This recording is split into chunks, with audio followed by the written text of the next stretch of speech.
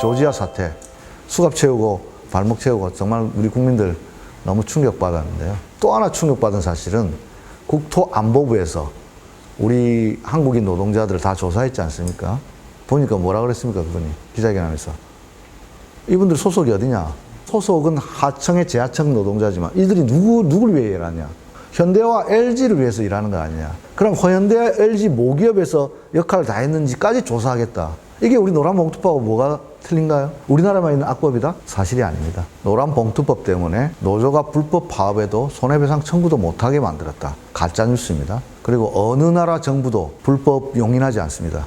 현대제철에서 비정규직들이 진짜 사장 나오라고 이제 투쟁을 했습니다. 그러니까 노란봉투법 시행되기도 전에 이미 저런 일이 벌어지지 않냐라고 하는데요. 그거는 현대제철 비정규직에 대해서 불법 파견이라고 판결이 났지 않습니까? 그러니까 당연히 직접 고용하라고 요구하는 것이기 때문에 노란봉투법과 관계없고요. 노란봉투법 만들어지면 하청노조가 파업한다. 생태계가 붕괴될 것이다. 노란봉투법이 개정 안 되더라도 하청 노사끼리 임단협 결렬되면 하청노조 파업하는 겁니다. 그렇지 않나요? 예를 들어서 현대조선소에서 하청노사가 임단협이 결렬되는 이유는 만약에 하청업체 사장 입장에서 파업을 어떻게든 막고 싶어요. 왜냐하면 파업하게 되면 나중에 도급계약에서 노무관리 제대로 못했다고 해가지고 계약 해지될 수 있으니까 막고 싶은데 이 사람은 지불 능력이 없잖아요. 성과급 같이 연말에 나누자고 하면 이 하청업체 사장 입장에서는 자기도 열심히 일했고 우리 직원들 열심히 일했으니까 웬만하면 한 푼이라도 더 주고 싶은데 원청에서 안 내려주면 자기는 사재를 털어가지고 해줄 수는 없는 문제니 거기서 결렬되면 또 파업 들어가는 것 아닙니까?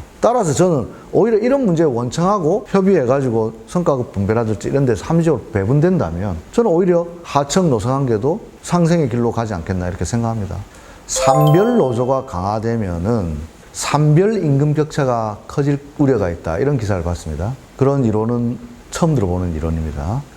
전 세계적으로 국제노동기구 ILO가 산별교섭을 일반화해야 된다고 이야기하는 것은 불평등을 완화시킨다는 겁니다. 산별교섭을 하면 왜 임금격차가 줄어들까요? 그것은 산별교섭을 통해서 하청 노동자들의 근로조건을 향상시키면 전체 산업 경쟁력이 높아지고 전체 산업 경쟁력이 높아진 것을 다시 아래로 내리게 되면 격차 완화에 도움되는 일종의 경제민주화법이 된다는 것을 알았던 것이죠. 우리가 흔히 노르딕 모델이라고 하는 스웨덴, 노르웨이, 핀란드, 덴마크 이런 나라들이 행복지수가 높다고 하잖아요. 불평등 지수가 낮지 않습니까? 그 나라는 노조 조직률도 높을 뿐 아니라 산별노조를 기본으로 하고 있기 때문이죠.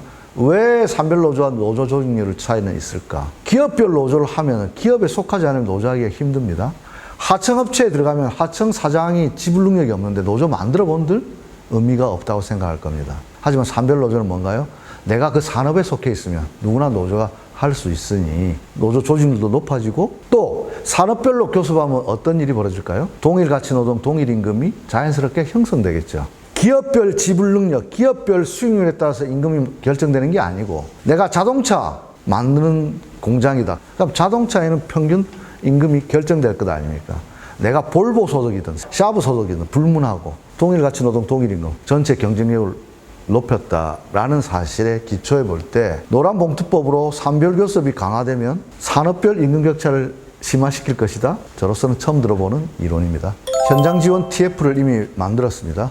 전문가, 노동계, 경영계 이렇게 해가지고 3월 10일을 역산해서 구체적인 지침과 매뉴얼을 만들고 더 나아가서 모의 교섭도 한번 해보고 싶습니다. 지금 안 좋은 점만 일부 언론에서 많이 이야기했지만 제가 알기로는 노란봉투법이 없어도 원하청 간에 상생하는 좋은 기업들도 있고 현장에 있는 걸로 알고 있습니다. 모범 사례로 원청과 하청 같이 산업재해를 줄여야 되는데요. 대부분의 사고는 어디서 납니까? 끝단 하청에서 납니다. 근데 하청 노동자들은 노사가 권한이 없습니다. 사고는 아래에서 나는데 그걸 바꿀 수 있는 사람은 그걸 제일 잘 아는 아래에서 일하는 사람들인데 노사 마찬가지입니다. 중대재해를 줄이기 위해서는 알 권리, 참여할 권리, 피할 권리, 예방의 주체로 나서게 해야 되는데 모의교섭을 해가지고 맨 아랫단에 있던 하청 노동자가 어떤 거를 제안했어요. 아 이거 정말 위험한데 이 작업은 이런 거 해줬으면 좋겠다. 지금까지는 통로가 없었지 않습니까? 원청에게도 나쁘지 않을 것입니다. 아 우리가 미처 몰랐네. 그런 위험성이 있다는 거. 그럼 이때 제도 바꾸고 실제로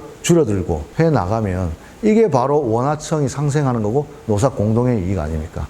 저는 그런 모델들도 만들면서 이 노랑봉투법이 가져올 선한 영향력을 실제로 우리 6개월 준비기간 동안에 실현해 보고 싶습니다.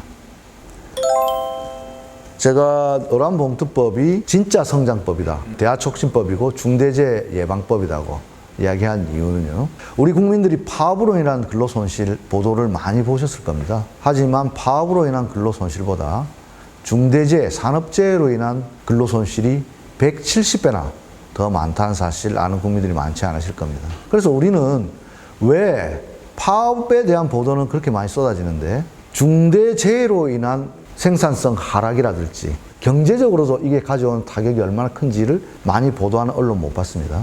그렇다면 이 중대재해를 줄이는 것은 노사 공동의 이익일 겁니다. 중대재해를 줄이는 것이 성장입니다. 중대재해를 어떻게 줄일 것인가? 실제 위험한 일을 하고 있는 하청 노동자와 원청이 이 문제를 가지고 같이 논의하고 교섭하고 해결책을 찾아낸다면 실제로 중대재해 줄어들 것이고, 이게 왜 원청에게 불리한 일인가 하는 점 다시 한번 말씀드립니다.